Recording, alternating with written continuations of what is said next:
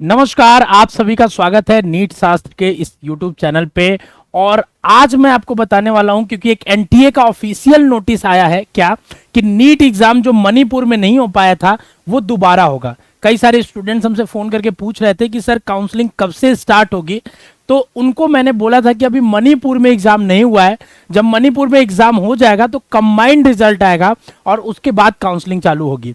मैं आपको brief idea दे देना चाहता हूं कि कब तक काउंसलिंग चालू होगी, ताकि आप सारे अपने डॉक्यूमेंट्स वगैरह रेडी कर ले पहले से ही, लास्ट मिनट में कोई भी आपके अंदर पैनिकनेस ना हो, इस चीज का पहले से ही आप इंश्योर कर ले। तो देखिए, सबसे पहली बात देखिए, नीट का जो एग्जाम है 3 से 5 जून के बीच में मणिपुर में होना है। ठीक है, अब कभी भी जब एग्जाम होता है तो उसके बाद के जो प्रोसेसेस होते हैं उनको आप समझ लीजिए।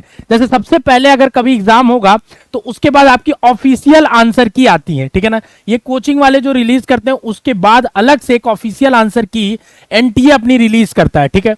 और उसके बाद इसको क्लेम करने का मौका 2 से 3 दिनों का दिया जाता है, ठीक है ना, कि आप अगर कोई भी आंसर की में गलती दिख रही है तो क्लेम कर लीजिए। तो 2 से 3 दिन यहां पे जाता है, ठीक है। और उसके बाद जब क्लेम कर लेते हैं बच्चे, ठीक है, तो उसको रेक्टिफाई करके फिर से नया आंसर की अपलोड करने और उसके बेसिस पे रिजल्ट बनाने के लिए कम से कम 10 से 15 दिन चाहिए होते हैं, ठीक है। तब जाके आपका फाइनल रिजल्ट या फाइनल मार्क्स आ पाता है और उसी में आपका जब रिजल्ट आता है तो आपकी रैंक नोट की जाती है। जो रैंक होती है उसी के बेसिस पे काउंसलिंग होती है। तो ये पूरा प्रोसेस अगर 5 तारीख तक एग्जाम हो रहा है तो मैं मान के चल सकता हूं कि जुलाई में कम से कम मिड जुलाई तक आपका काउंसलिंग चालू हो सकता है, क्योंकि रिजल्ट आने के कम से कम 2 वीक बाद, रिजल्ट आने के कम से कम 2 वीक बाद ही काउंसलिंग चालू होता है, ठीक है ना। अभी तक पिछले सालों तक तो कोविड का असर रहा, इसलिए और डिले पे डिले होते गया है। तो अगर रिजल्ट आपका जुलाई 1 तक भी आ जाता है, जो कि अभी कम पॉसिबिलिटी है, ठीक है ना, क्योंकि सेकेंड वीक में कम से कम रिजल्ट आने की चांसेस है। ये सब मैं कैसे कह पा रहा हूं, क्योंकि हम लोग एनटीए के बहुत सारे एग्जाम्स की तैयारी कराते हैं। अगर आप देखेंगे यहाँ पे तो सीयूईटी का एनटीए का एग्जाम है, ठीक है ना, जिसमें लाखों बच्चे एग्जाम देते हैं। इससे पहले बीएचयू एंट्रेंस, डीयू की तैयारी, ये सारी चीजें हम लोग पहले से कराते आ रहे हैं। लाखों बच्चों को हम लोग पहले से पढ़ा रहे हैं, ठीक है। तो एक सेट ऑफ ऑर्गेनाइजेशन में हम एनटीए के बिहेवियर को समझते हैं कि किस तरीके से एग्जाम होता है, किस तरीके से शेड्यूल होता है, ये सारी चीजों को हम समझते हैं। बट इंपॉर्टेंट ये है कि अगर हमारी काउंसलिंग अगर मान लीजिए जुलाई में भी चालू होती है, 2nd वीक ऑफ जुलाई से, तो हमको पहले से ही अपनी प्रिपरेशन करके रखनी है। प्रिपरेशन के इन सेंस कि हमको पहले से आइडिया हो जाना चाहिए कि हमारा स्टेट या एआईक्यू के थ्रू हमें कॉलेज लेना है, एक माइंडसेट अपना बन जाना चाहिए, ठीक है ना। दूसरा, हमें अगर एआईक्यू के थ्रू कॉलेजेस लेने हैं तो किन स्टेट्स में टारगेट करने, टू द प्रिसाइज और एकदम स्पेसिफिक हो जाना चाहिए। बिल्कुल इस बात के तुक्का पे आपको नहीं जाना है, ठीक है ना, कि आपको इस बात पे बिल्कुल भी नहीं सोचना है, तुक्के पे जाना है कि हम जितने भी इस रैंक के कॉलेज है सारे स्टेट के भर देंगे, ठीक है।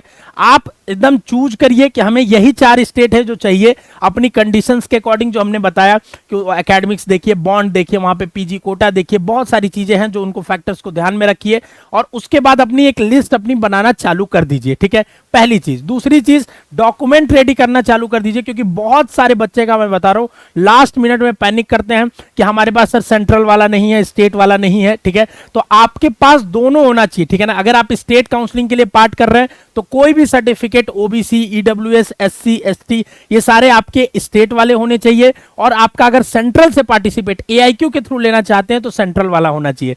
ये सारा आप जाके अपने जो भी नगर निगम में जाएंगे तो बनेगा, या जो भी तहसील पे जाएंगे, गांव में होंगे तो वहां जाके आप पूछेंगे कि हमको स्टेट वाला बनवाना है, हमें सेंट्रल वाला, तो वो बना के दे देंगे, वो बता देंगे। अभी पर्याप्त समय है कि आप बनवा सकते हैं। बाद में क्या होता है, बाद के स्टेजेस में बस पैनिकनेस होती है और आपका पैसे का भी बहुत ज्यादा लॉस होगा। जहां पे आपका 500 रुपया लगना चाहिए वहां पे 5000 लग जाता है कई बार, और वो भी जल्दी नहीं दे पाते हैं, तो ये आपकी गड़बड़ी हो जाती है। दोनों सेट ऑफ डॉक्यूमेंट्स बनवा लीजिए। हम जल्दी डॉक्यूमेंट्स पे भी वीडियो लाएंगे, काउंसलिंग प्रोसेसेस पे भी लाएंगे, हम सारी चीजें आपको नीट शास्त्र पे पूरी काउंसलिंग की देंगे। आप खुद से भी अपनी काउंसलिंग कर सकते हैं अगर पूरी वीडियो को ध्यान से सुनेंगे और समझेंगे तो, ठीक है। अगर आप हमारे काउंसलर से बात करना चाहते हैं, हमारी पेड काउंसलिंग को ज्वाइन करना चाहते हैं, तो आप दिए गए नंबर पे कॉल या व्हाट्सएप कर सकते हैं और आपको हमारी टीम से कोई ना कोई कनेक्ट करेगा और आपको पूरी प्रोसेस के बारे में समझाएगा, ठीक है।